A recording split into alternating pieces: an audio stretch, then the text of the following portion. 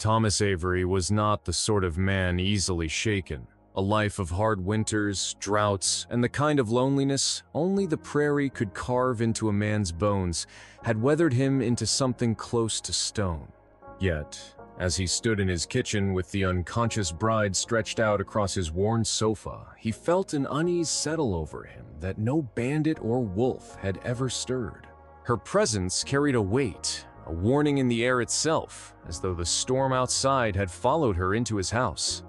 Her skin was cold, almost icy, yet her brow glistened with sweat. Thomas fetched a basin of warm water, dipping a rag and pressing it gently to her forehead. She stirred faintly, a sound escaping her lips half moan, half plea, but the words were incoherent, lost between fever and exhaustion. He leaned closer, listening for her breath, and that was when he noticed the markings around her wrist more clearly.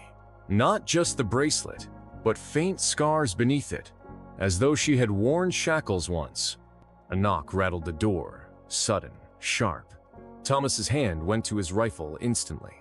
Out here, visitors did not come at night unless summoned. He opened the door cautiously, lantern raised, and found his housekeeper, Martha Hollis, standing with her shawl pulled tight against the wind.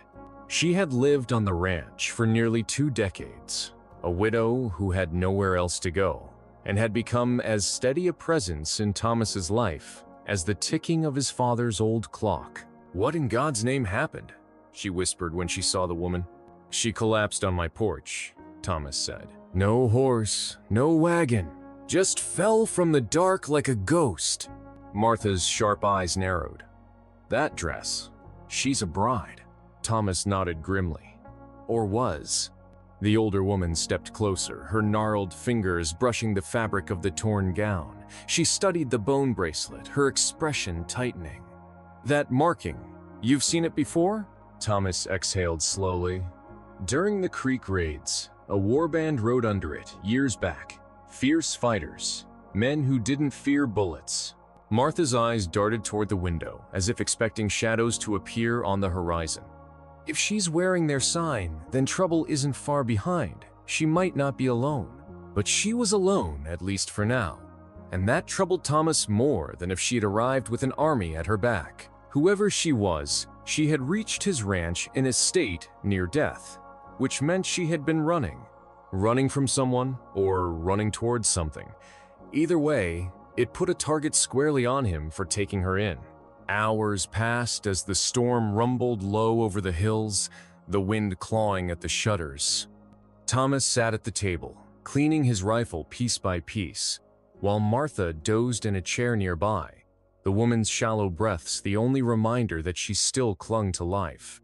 Around midnight, the bride stirred. Her lips moved, whispering fragments of words Thomas could barely catch. He bent closer. "Blood. Fire. They'll find me." Her voice cracked, her eyes fluttering open with sudden clarity. For a moment she looked straight at him, her gaze wide and fevered, and in that instant Thomas felt pinned as though by a predator's stare. "You mustn't send me back," she gasped. He steadied his voice. "Back where?" Her body trembled violently, and then she slipped once more into unconsciousness, leaving the question hanging in the silence like a noose. Thomas leaned back, running a calloused hand down his jaw. He had 2 choices: saddle a horse and ride her into town, leave her with the doctor, and wash his hands of the matter. Or keep her here, nurse her back to health, and risk inviting whatever storm she had been running from directly onto his doorstep. His father's voice echoed in his head, rough and certain. "Never let another man's fight become your own." But Thomas had also buried his father with those same words carved into his heart. And in the years since, he had learned another truth: sometimes you don't choose the fight. Sometimes the fight chooses you. By dawn, the storm had passed, but the sky remained bruised and heavy, the light dim as if reluctant to reveal what the day might bring. The bride still slept, her chest rising and falling in shallow rhythm. Thomas stepped outside to feed the horses, the morning chill biting through his coat. As he worked, he noticed something strange: the silence. No birds, no coyotes, not even the restless lowing of cattle. The land held its breath, tense and waiting. That was when he saw them. Far off, barely visible against the ridges, a thin line of figures stood watching. At first, he thought they were rocks, tricks of the light. But as the sun inched higher, the silhouettes sharpened. Men on horseback, dozens of them. No, more than dozens. The line stretched, curved, encircling the horizon. Warriors, silent, unmoving, their weapons glinting faintly in the dawn. Thomas's stomach dropped. He had fought beside men like that before, and he knew what such a gathering meant. This was no raid, no chance encounter. It was a guard, a wall of steel and flesh around his land. And at the center of it all was the woman inside his house. He turned back toward the porch, Martha already standing in the doorway, her face pale as chalk. "They're not attacking," she said in a low voice. "Not yet," Thomas answered. The realization struck him like thunder. They were not here for him. They were here for her, to protect her, or to claim her, he could not yet tell. But either way, the moment the bride had collapsed at his door, his life had been tangled in hers, and nothing would ever be the same again.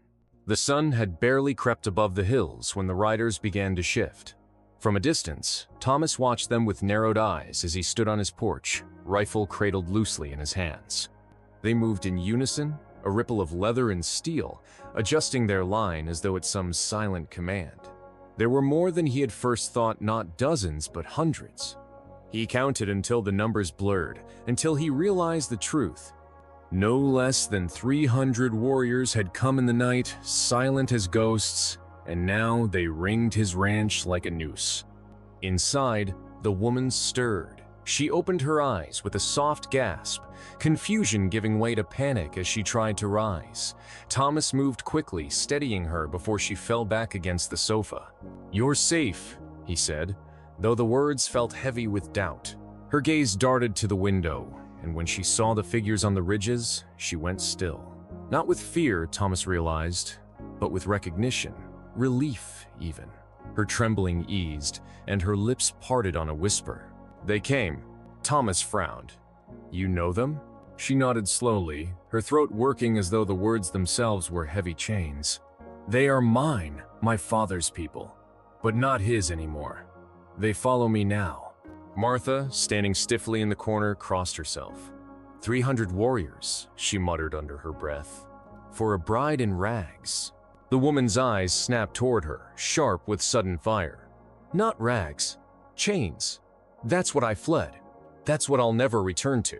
Thomas studied her, the weight of her words sinking deeper with every heartbeat. "Then it's time you told me your name. The truth? This time." For a long moment, silence reigned. Then she lifted her chin, and with a voice that trembled but did not break, she said, "My name is Anya Blackthorn." The name struck Thomas like a hammer blow. He knew it, everyone in these parts did. Blackthorn was a name spoken in taverns and whispered in courtrooms, a name stained with both reverence and blood.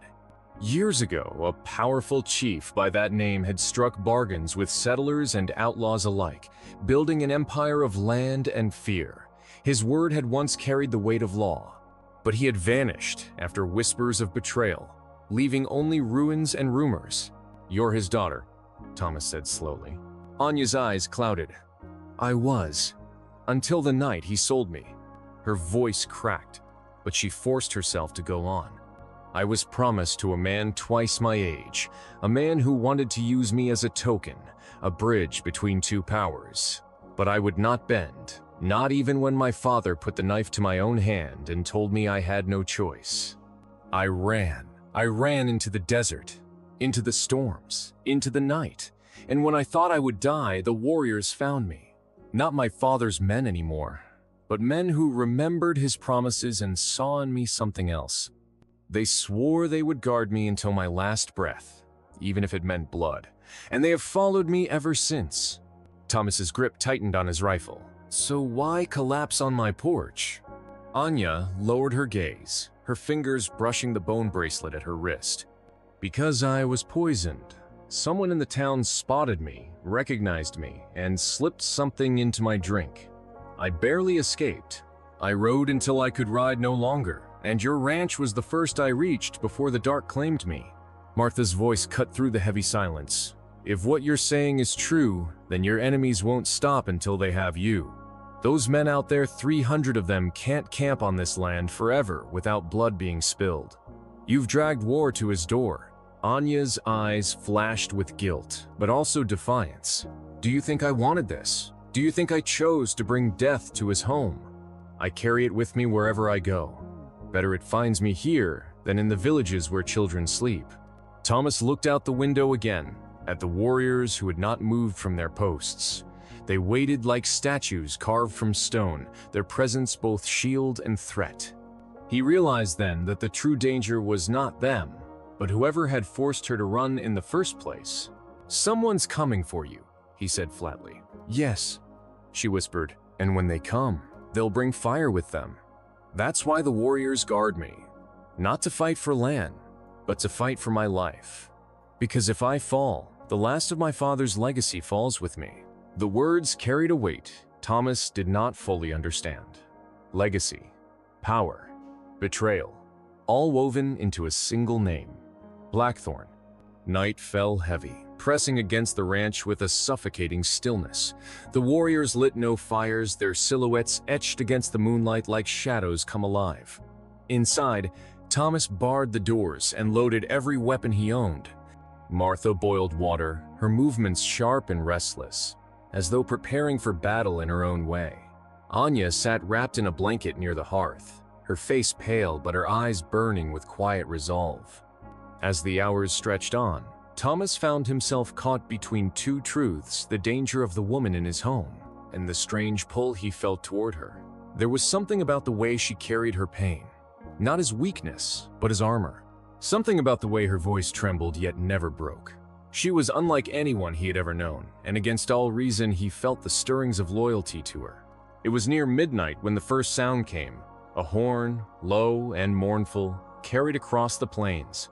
Anya's head snapped up, her body rigid. "They've found me." Thomas's blood turned cold. He grabbed his rifle, checking the chamber. Outside, the warriors shifted at once, mounting their horses, their line hardening into a wall of flesh and steel. Torches flickered on the horizon, a river of fire crawling closer with every heartbeat. Martha whispered a prayer, her hands trembling. Anya rose slowly, leaning on the arm of the chair for strength. She turned to Thomas, her voice slow but unyielding. "You should turn me over to them. Save yourself. Save this ranch. Once they take me, the warriors will follow, and no blood need be spilled here." Thomas stared at her, his jaw set. "You think I'd just hand you to men who poisoned you? Men who hunt a woman like prey?" Her eyes softened. "Most would. Many already have." But Thomas Avery was not most men. He stepped to the door, watching as the torches swelled brighter, the sound of drums now pounding against the earth. He felt the storm breaking over his ranch, the fight he had not chosen but could no longer avoid.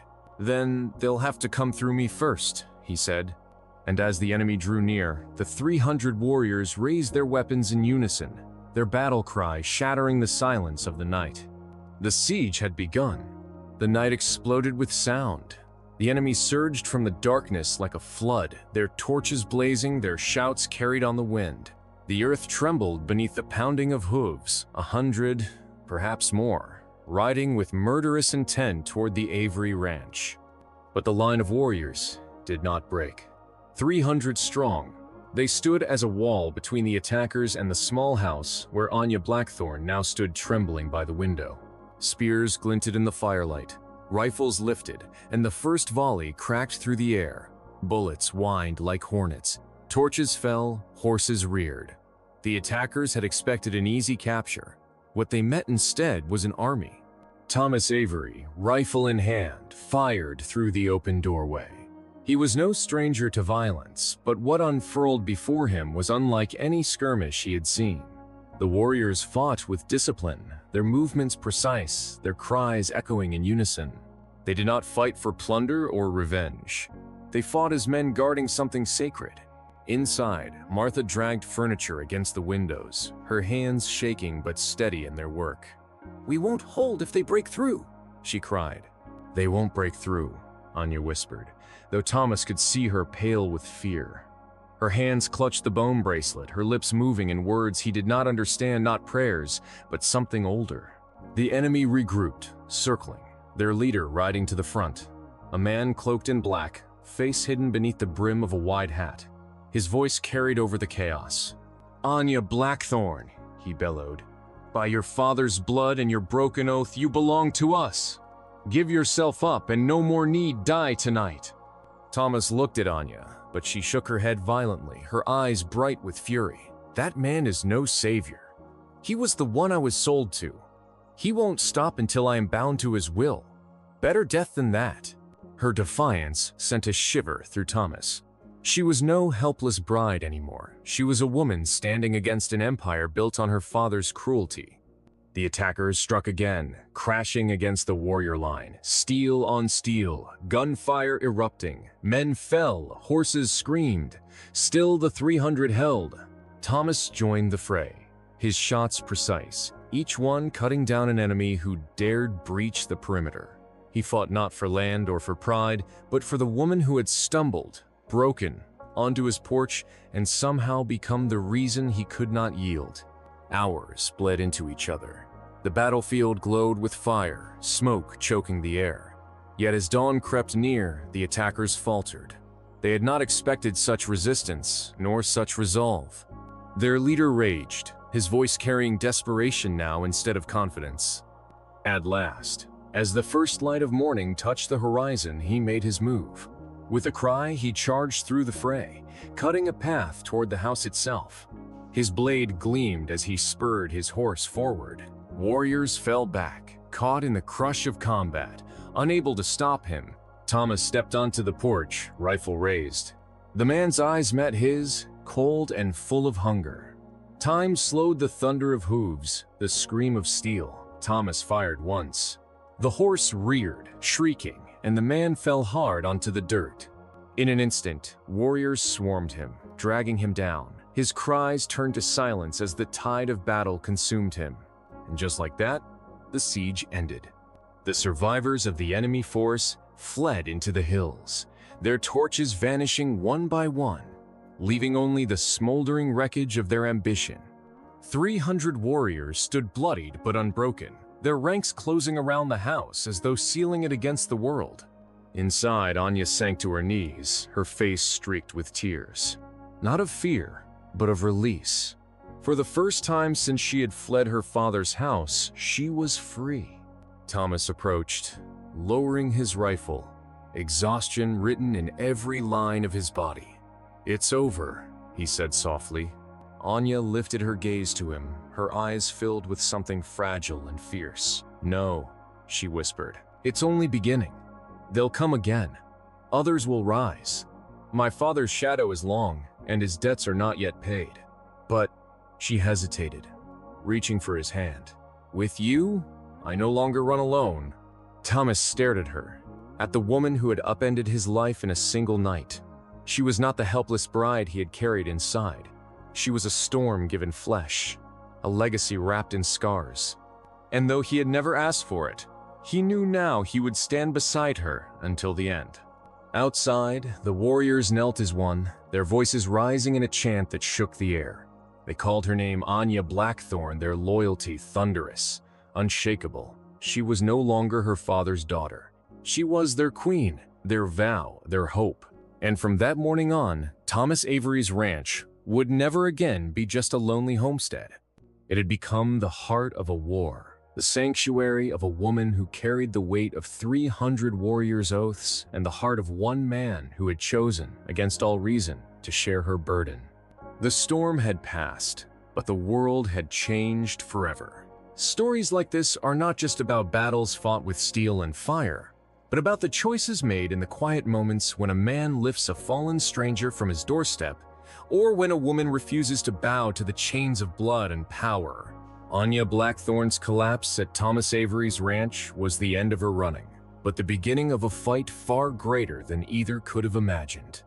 And sometimes, it takes only one act of compassion to turn the course of fate. If this story gripped you, if it made you feel the weight of loyalty, sacrifice, and love forged in the fire of danger, then don't let it pass quietly. Share it, so others may walk through this storm and emerge changed. And remember, every story, no matter how dark, carries a truth worth guarding. Because the question remains, when the storm comes to your door, will you open it?